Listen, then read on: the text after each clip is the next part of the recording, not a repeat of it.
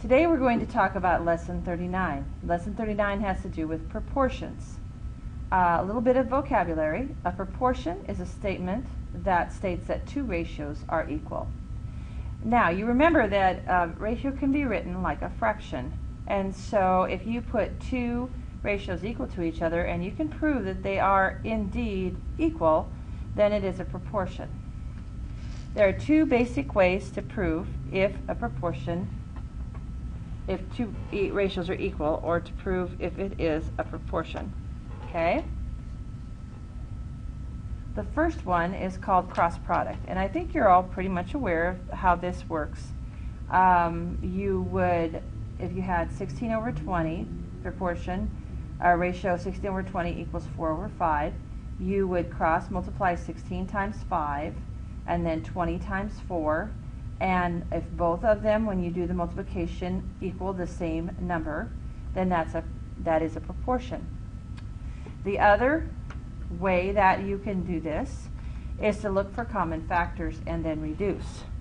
So if you would be able to tell that if you divided 16 by 4 and 20 by 4, you would get 4 over 5, and 4 over 5 is equal to 4 over 5, then you would know that the two of them are a proportion as well.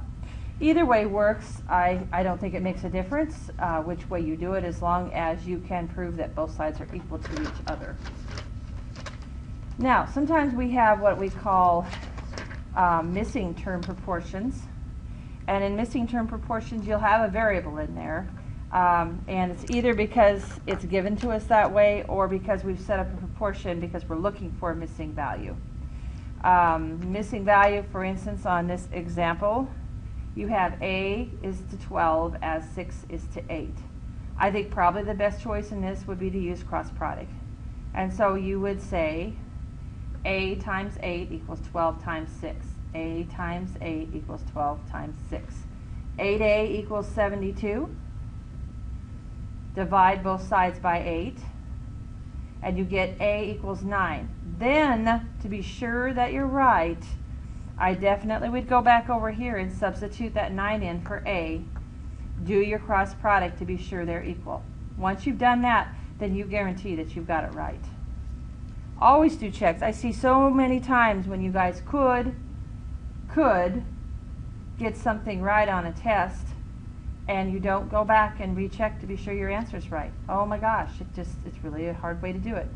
Okay, this is kind of a shortcut, and really only use it in the case that you have a single variable. You would take 12 times 6 and divide it by 8. I'm sure you've seen that, and I'm sure you've probably even done it. It's not suggested all the time, but every once in a while you could probably use this method.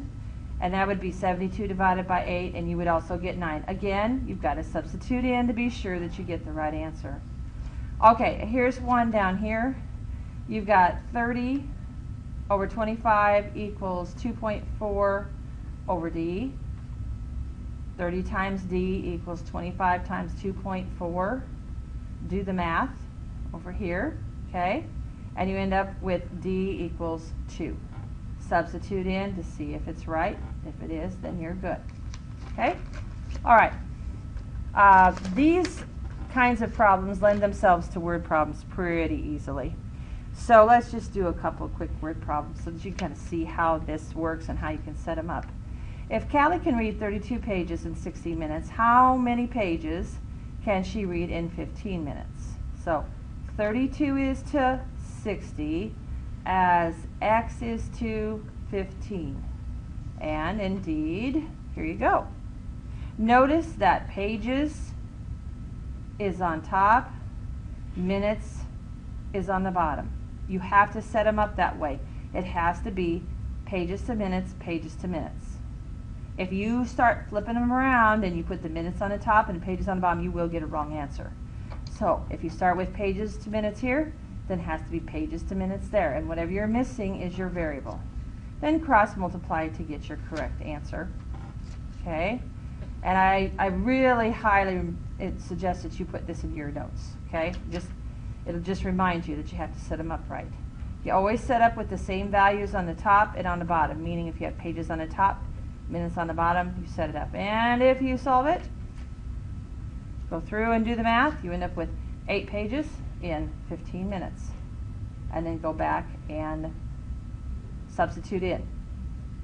I hope this was helpful. It was a pretty easy lesson. Didn't take too much time to talk about. And if you have questions, please, please, please ask in class. Thanks a lot. Bye.